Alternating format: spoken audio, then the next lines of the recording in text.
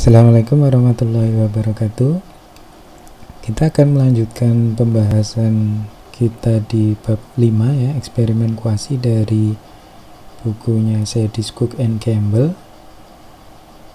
Bab 5 itu rancangan dengan kontrol grup dan prates ya. Jadi sebelumnya kita sudah membahas di bab 4 rancangan tanpa kontrol grup atau tanpa prates. Nah, sekarang lanjutannya adalah rancangan dengan kontrol grup dan prates. Baik, kita mulai saja. Nah, pertama, mengapa menggunakan prates? Jadi berbeda dengan rancangan sebelumnya yang tanpa menggunakan prates ya, dan tanpa kelompok kontrol. Rancangan dengan prates dan kontrol itu akan memiliki kesimpulan kausal yang lebih baik gitu ya. Jadi meningkatkan keyakinan adanya hubungan kausal antara variabel independen dan variabel dependen. Nah, kemudian juga adanya prates ini akan mengetahui perbedaan kondisi awal masing-masing grup gitu ya. Nah, semakin kecil perbedaannya, atau kalau di prates itu setara, nah maka peneliti akan semakin yakin gitu ya bahwa karakteristik kedua kelompok ini setara gitu ya, tidak ada selection bias. Jadi nanti ancaman terhadap validitas internal yang utama itu akan nanti kita bahas ya di video selanjutnya ya. Jadi ancaman terhadap validitas internal yang utama dalam pretest, post-test control group design itu adalah adanya kondisi prates yang tidak setara gitu ya, yang mengindikasikan adanya selection bias itu gitu. Nah, ini tadi sudah kita singgung ya, jadi semakin kecil perbedaan itu perbedaan dalam prates pada kelompok kontrol dan kelompok eksperimen itu akan kita bisa lebih yakin bahwa tidak ada perbedaan di kedua kelompok gitu ya pada kondisi awal ya. Namun ini tentu saja untuk variabel yang tidak diukur ya, tentu saja kita tidak bisa yakin sepenuhnya bahwa dua kelompok ini sama gitu ya, karena tidak kita ukur ya, kita tidak tahu gitu ya. Nah, memang yang diukur dalam prates tentu saja sangat terbatas gitu ya, sesuai dengan kemampuan peneliti, biasanya hanya satu atau dua komponen pengukuran saja gitu ya. Nah, keuntungan lain dari adanya prates adalah membantu analisis statistik ya. Tentu saja ini terkait dengan conclusion statistik ya, validitas kesimpulan statistik ya. Nah, kemudian juga bisa memahami attrition gitu ya. Jadi attrition itu ke dropouts ya, pola responden yang mengundurkan diri itu seperti apa gitu ya. Jadi kalau tanpa prates tentu saja kita tidak bisa memahami lebih lanjut ya. Misalnya yang tidak melanjutkan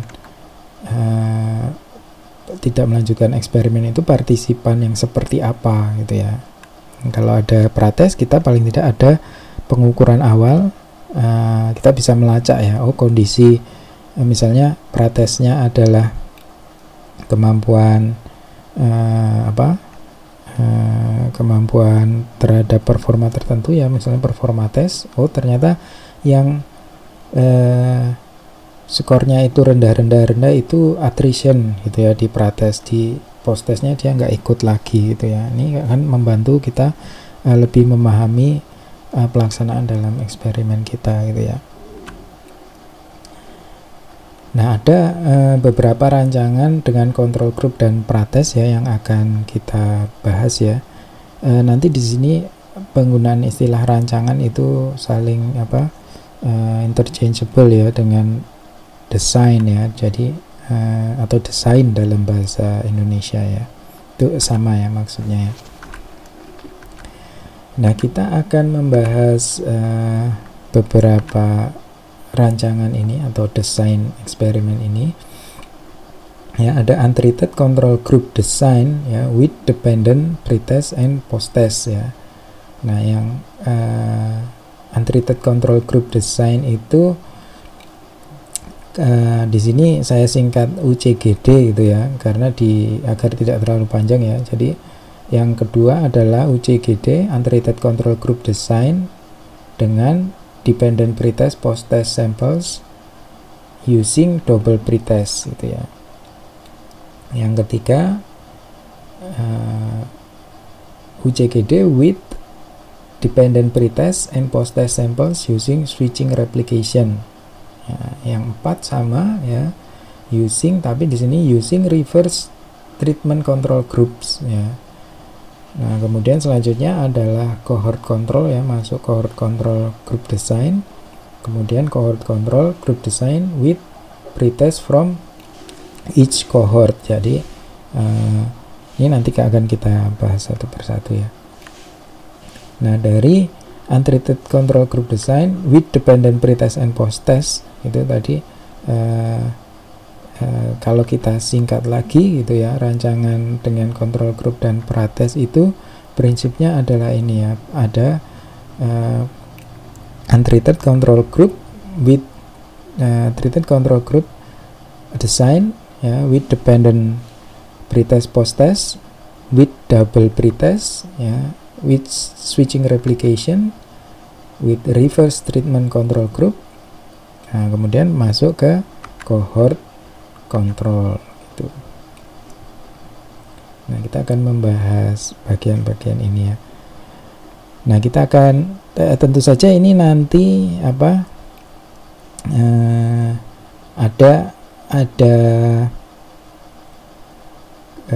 jadi kita akan membahas dulu pretest dan posttest untreated control group with dependent pretest posttest design itu.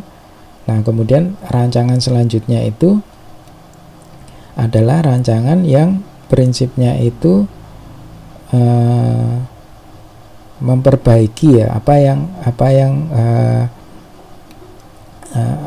usaha apa ya yang dilakukan untuk meningkatkan pretest dan pretest posttest only design tadi itu yang di nomor 1 ya. Jadi nomor 2, 3, 4, 5, 6 itu adalah usaha meningkatkan kualitas dari pretest posttest saja itu ya. Oke, pertama kita masuk ke rancangan pertama, untreated control group design ya with dependent pretest and posttest samples design. Nah, seperti saya sampaikan sebelumnya ya, tanda Pak ini notasi eksperimennya itu tanda putus-putusnya itu memisahkan kelompok perlakuan dan kelompok kontrol ya, sementara notasi NR itu merupakan singkatan dari non randomized ya, menunjukkan bahwa penugasan partisipan ya pada kelompok eksperimen kelompok kontrol itu tidak dilakukan secara acak, sementara notasi O itu adalah observasi ya, atau observation atau outcome gitu ya, atau pengukuran gitu ya, pengukuran 1, pengukuran 2, sementara X itu ada menunjukkan adanya perlakuan atau treatment. Nah, ini yang paling sering digunakan, yang paling simple ya, simple dalam artian untuk konteks pretest posttest control group design ya, ini yang paling simple, paling sering digunakan. Nah, mengapa disebut dependent ya, karena menggunakan pretest posttest yang partisipannya sama gitu ya. Jadi kedua pengukuran ini tidak independen ya, saling bergantung atau dependent gitu. Pengukuran pertama itu mempengaruhi pengukuran kedua gitu ya, karena pada orang yang sama gitu ya. Nah, jadi pada rancangan ini saya pikir cukup jelas ya, ada 2 kelompok gitu. Jadi yang kelompok pertama itu ada intervensi ya, sementara yang kelompok kedua itu, kelompok pertama ada intervensi, kelompok kedua itu tidak ada intervensi gitu ya. Kemudian nanti kita bandingkan ya pengukuran O2 ya, atau observasi kedua itu dari kedua kelompok ya. Harapannya yang mendapat intervensi itu akan berbeda dengan yang kelompok kontrol ya, bisa lebih tinggi, bisa lebih rendah sesuai dengan hipotesisnya seperti apa gitu ya. Nah, selanjutnya untuk meningkatkan pretest post-test control group design tadi, kita bisa menggunakan double pretest ya. Jadi seperti ini. Nah, prinsipnya sama, prinsipnya sama dengan yang sebelumnya tadi, ada pretest post-test control group ya. Tapi di sini ada double pretest. Nah, di sini kegunaan adanya double pretest ini akan mengenali ya adanya bias ya yang terjadi pada pengukuran O1 ke O2 ya. Jadi kalau ada di sini kan karena O1 O2 itu tanpa perlakuan ya, jadi otomatis harusnya dia akan stabil di sini gitu ya. Nah, kita bisa melihat adanya ancaman maturation di sini ya, regression ya, kalau ya kondisinya di O1 O2 itu meningkat ya gitu ya, atau menurun gitu ya, ada tren ya, ada tren meningkat atau menurun gitu, yang nantinya bisa kita jadikan pertimbangan ya dalam mengevaluasi kondisi dari O2 ke O3 gitu ya, terutama pada kelompok eksperimen itu. Nah, jadi keunggulannya itu ya, jadi bisa mengenali maturation, regression. Jadi kalau tanpa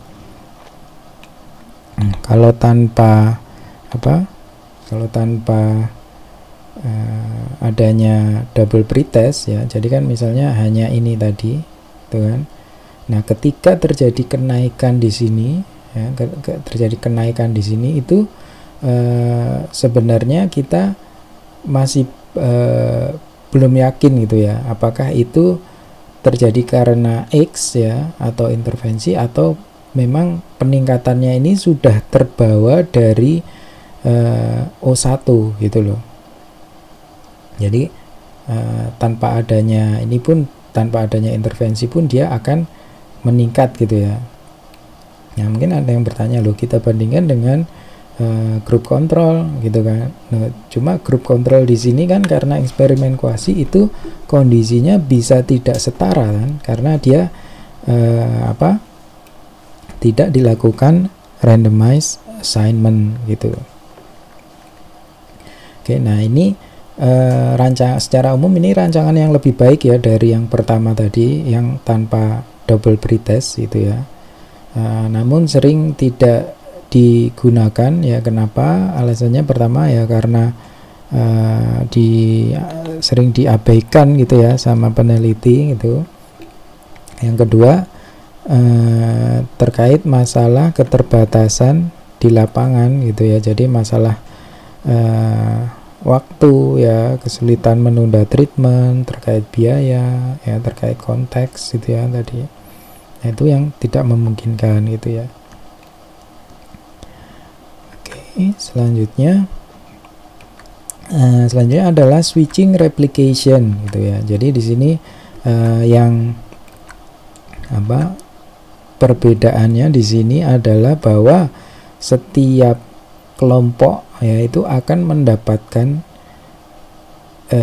treatment ya, intervensi gitu ya, tapi pada posisi yang berbeda ya, posisi waktu yang berbeda. Jadi di sini kita lihat di bagian pertama itu, di bagian kelompok pertama ini kita misalnya ini kita batasi ya seperti ini saja.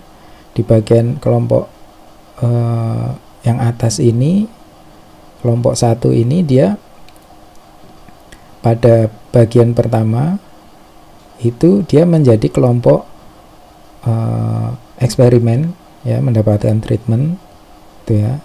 Nah, tapi di bagian kedua ya, ini di bagian kedua dia itu menjadi kelompok kontrol itu. Nah, begitu pula dengan kelompok kedua ya, kelompok kedua pada time frame 1 ya, time frame 1 dia itu menjadi grup kontrol ya, tidak mendapat perlakuan, tapi di posisi kedua ya, posisi kedua ini dia menjadi kelompok eksperimen yang mendapatkan treatment gitu. Nah, ini keunggulannya adalah meningkatkan external validity gitu ya. Jadi kalau sebelumnya itu hanya pretest post-test control group ya, sampai di sini ya, sampai di sini saja, otomatis kan yang mendapat perlakuan itu hanya separuhnya atau hanya satu kelompok gitu. Jadi kalau di sini jadinya yang mendapatkan dua kelompok gitu ya, dua kelompok. Jadi otomatis variasi individunya itu akan semakin besar, no? Jadi ada konsep generalisasi external validity-nya akan semakin luas gitu ya.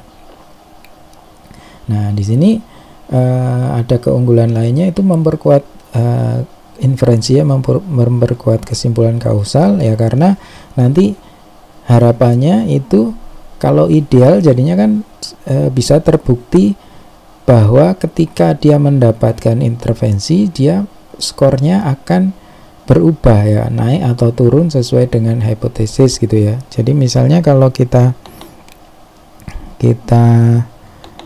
ilustrasikan bisa seperti ini ya. Jadi misalnya di sini di kelompok pertama ini dia mendapat intervensi, misalnya hipotesisnya dia akan naik, maka di sini akan naik gitu. Di sini akan naik. Nah, sementara di sini yang bagian kedua ya, bagian kedua dia akan datar gitu kan, bisa datar bisa turun gitu ya. Jadi ini dari sini dia mendapat intervensi, naik, dia akan datar itu ya. Nah, sementara yang bagian kedua dia akan datar dulu ya, baru kemudian mendapatkan intervensi, dia naik gitu. Nah, jadi kita bisa lebih yakin gitu ya, mendapatkan kesimpulan kausal yang lebih kuat gitu. Oke. Nah, di sini sebutkan most ethical juga ya. Ini most ethical maksudnya rancangannya, karena jadinya dia itu adil kan, semua grup ini dia akan, semua grup itu akan mendapatkan perlakuan gitu. Jadi tidak ada compensatory rivalry ya. Jadi tidak ada saling iri gitu ya dari kedua grup ini gitu ya. Ini sangat cocok untuk konteks-konteks yang di sekolah gitu ya, di perusahaan itu, yang menuntut ada tidak hanya satu bagian saja, tapi seluruh bagian dari perusahaan itu diminta diberikan intervensi gitu.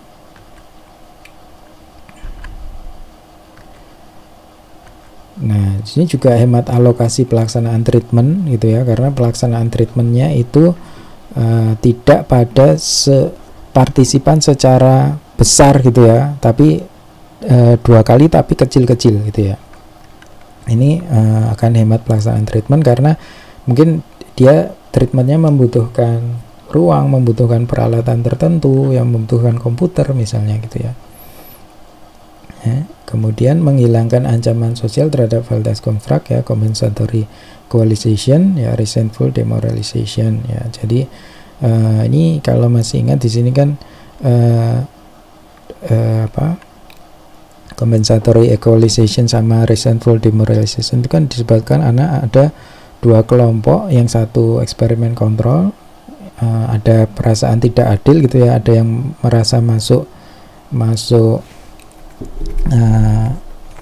kelompok pengennya masuk kelompok eksperimen, tapi kok ternyata masuk kelompok kontrol gitu ya. Kalau resentful, jadinya dia motivasinya menurun gitu ya. Nah, compensatory equalization kan dia ada dua kondisi, terus dia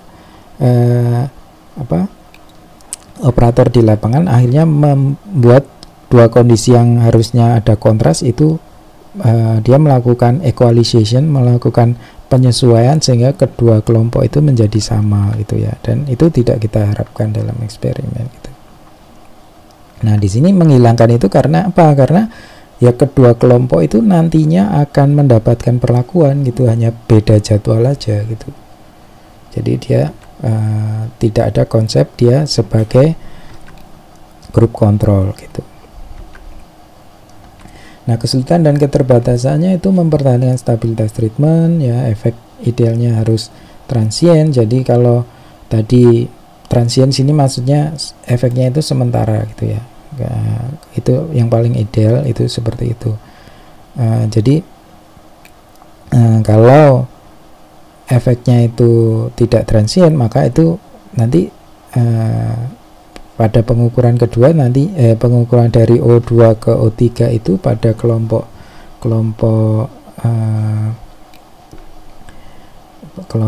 eksperimen itu kelompok kontrol itu nanti akan terganggu otomatis gitu. Nah, kesulitan menghilangkan treatment ya, bisa muncul compensatory rivalry juga gitu ya. Oke. Nah, yang keempat adalah reverse treatment control group ya. Jadi di sini ada treatment yang berkebalikan gitu ya. Jadi penerapan perlakuan dengan tujuan yang bertolak belakang gitu ya. Contohnya penelitiannya Heckman ini yang ada dalam Sadis Cook and Campbell. Jadi ada dua kelompok, yang satu itu diberikan job enrichment ya, yang kelompok satunya itu intervensinya bertolak belakang ya, job impoverishment ya, tidak menantang, tidak kompleks gitu. Nah, kemudian nanti yang diukur adalah sikap, motivasi, attitude, behavior, work behavior gitu ya. Jadi harapannya itu dari yang mendapat job enrichment itu nanti employee attitude sama work behavior yang merupakan komponen dari motivasi itu mengindikasikan motivasi yang tinggi, sementara yang impoverishment itu yang X minus di sini dia akan turun gitu. Oke. Nah, jika tadi rancangannya itu menggunakan pretest post-test desain tanpa kontrol itu, jadi nanti jadi tanpa ada reverse treatment itu nanti peningkatan motivasi itu bisa dari perubahan kerja, tapi bisa juga dari karyawan yang merasa terpilih ya, merasa spesial gitu. Karena ya, grup kontrolnya itu tidak mendapat apa-apa gitu kan. Grup eksperimennya itu mendapat seolah-olah seperti sebuah promosi gitu ya, dia meningkat gitu ya. Nah, kalau bandingannya itu grup kontrol, otomatis ini tidak akan terlihat kontrasnya juga gitu ya, karena di sini peneliti memilih yang reverse ya, jadi yang X minusnya tadi ya, impoverishment tadi itu ya. Jadi di karakteristik pekerjaannya lebih disederhanakan gitu ya. Nah, ini akan terlihat kontrasnya gitu. Nah, yang kelima selanjutnya adalah cohort control group design ya. Cohort itu jadi nanti grup kontrolnya di sini adalah cohort ya yang berbeda ya. Jadi cohort itu bisa berupa angkatan ya, kelas, training, siblings ya, napi. Jadi individu lain yang berasal di angkatan sebelumnya gitu ya, atau kalau sibling ya kakaknya gitu ya, kakaknya dulu. Nah, cohort tepat digunakan sebagai group control karena memiliki karakteristik yang mirip dibanding non cohort gitu. Kalau yang kita jadikan group control itu bukan cohort, otomatis dia individu pada saat itu yang bukan masuk di kelompok eksperimen loh, gitu. Nah, ini ada beragam kesulitan karena dia karakteristiknya kemungkinan berbeda gitu. Nah, ini misalnya contoh di penelitiannya Minton ini ya, Sesame Street ya. Jadi di sini membandingkan efek dari adanya program TV ya Sesame Street itu pada hasil Metropolitan Readiness Test ya. Jadi semacam nanti di situ kemampuan membaca menulis gitu ya. Nah, di sini menggunakan cohort control. Jadi yang jadi cohort itu yang jadi kontrol itu adalah cohort sebelumnya yang belum ada Sesame Street itu, acara itu gitu. Nah, dibandingkan gitu ya. Nah, di sini menggunakan sibling ya. Jadi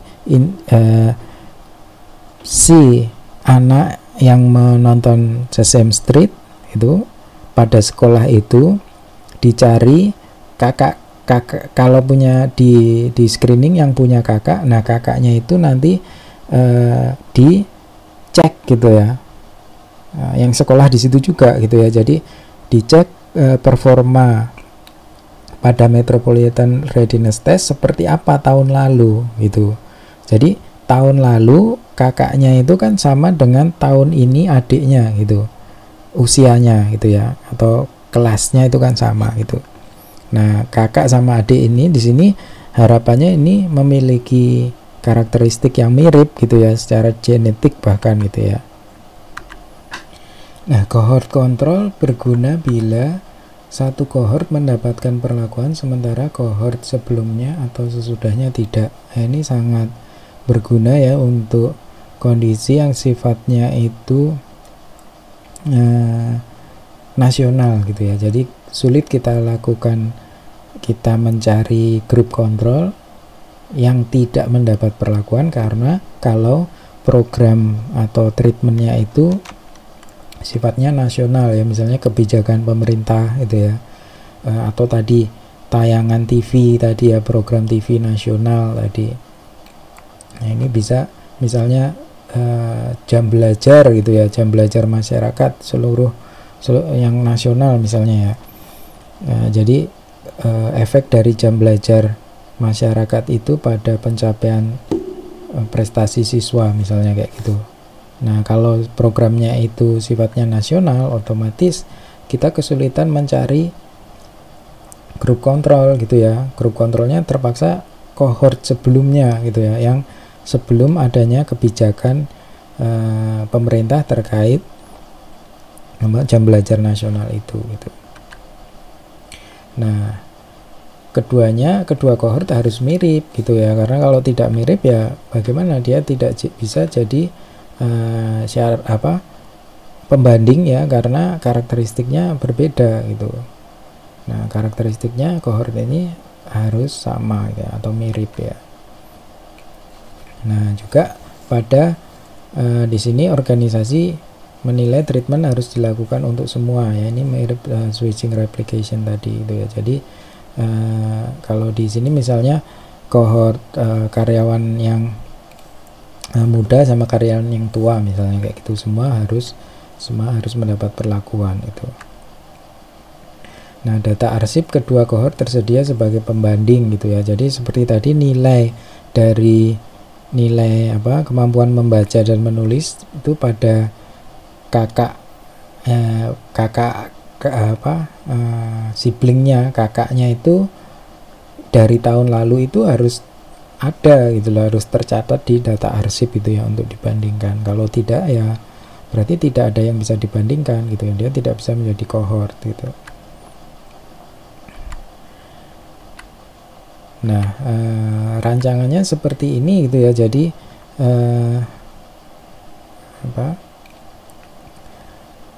seperti yang tadi NR itu non randomized ya.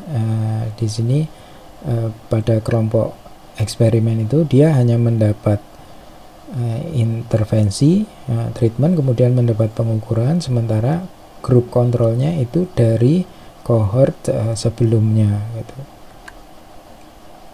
Nah, ini kalau menggunakan sibling otomatis dia ada kemungkinan anak yang lebih tua itu, anak yang pertama misalnya, itu lebih baik performa kognitifnya dibanding anak kedua gitu ya. Itu ada kemungkinan seperti itu ya. Kemudian ada ancaman histori tentu saja di sini ya, karena itu otomatis cohort yang jadi kontrol itu kan yang sudah tahun sebelumnya gitu. Jadi kurang kita tidak bisa memastikan bahwa kondisinya itu semua sama gitu ya. Ada event-event tertentu, ada kejadian-kejadian tertentu yang kemudian itu mempengaruhi terhadap pengukuran efek ya, outcome observasi ini gitu ya. Jadi ada efek dari ancaman dari histori gitu. Nah, cara meningkatkan kualitas rancangan ya, ini kita lakukan.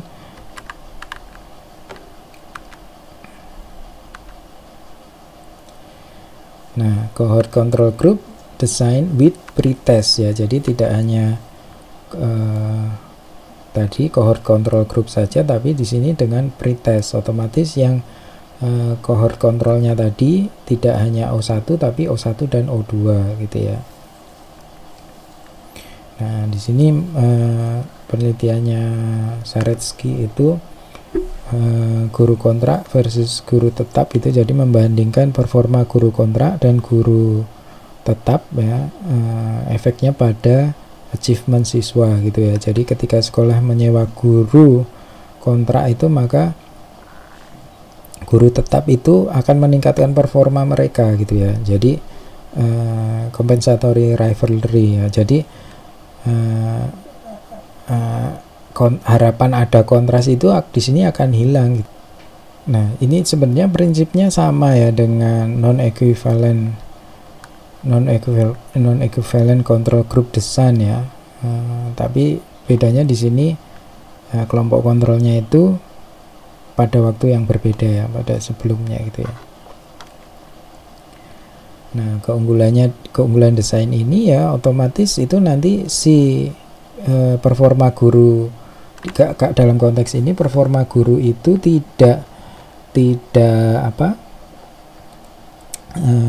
terkotori ya oleh compensatory rivalry itu tadi gitu ya. Jadi dia tidak ada otomatis kan pada tahun sebelumnya, performa guru pada tahun sebelumnya itu kan belum ada guru kontrak, berarti yang performa itu tanpa ketakutan bahwa mereka akan dipecat itu tadi gitu. Jadi performanya murni kondisi sebenarnya gitu.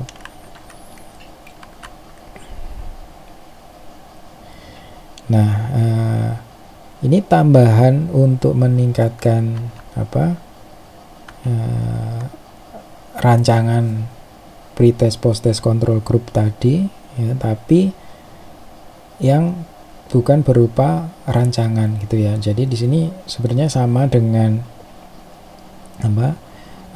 rancangan tanpa control group dan tanpa pretest yang sudah kita bahas minggu lalu ya. Jadi untuk meningkatkan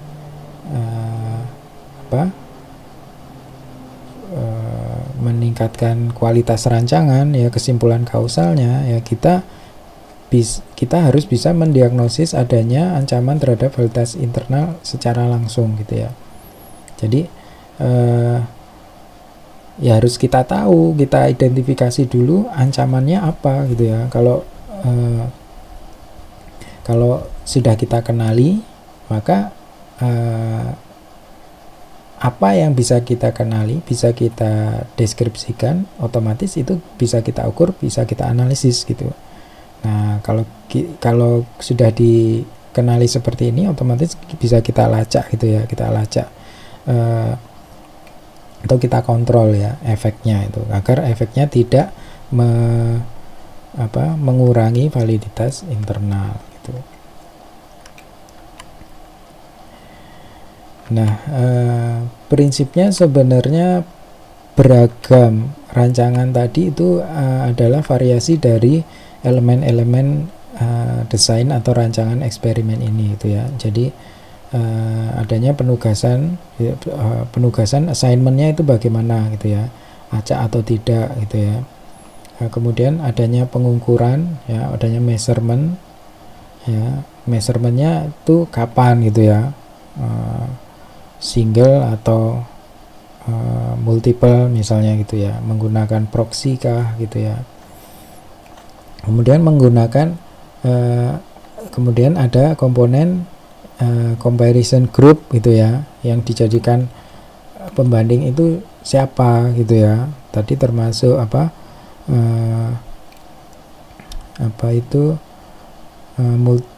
non equivalent group gitu ya. Nah, yang dijadikan grup kontrol itu siapa gitu. Nah, kemudian juga treatment gitu ya. Treatmentnya ini penerapan dan penjadwalan perlakuannya bagaimana gitu ya. Jadi model treatmentnya apakah hanya pada kelompok kontrol saja, kelompok eksperimen saja, ataukah dua-duanya itu mendapat eksperimen seperti switching replication gitu ya. Jenis treatmentnya ya, tadi ada reverse ya. Sebelumnya kita bahas juga remove treatment ya. Jadi beragam rancangan eksperimen itu merupakan variasi dari elemen-elemen ini aja, 4 ini aja gitu. Nah, baik, itu saja. Terima kasih atas perhatian rekan-rekan. Jangan lupa untuk mengecek ya selalu sumbernya ya di Studies Cook and Campbell, terutama bab 5 ya untuk pembahasan kita hari ini. Baik, terima kasih. Assalamualaikum warahmatullahi wabarakatuh.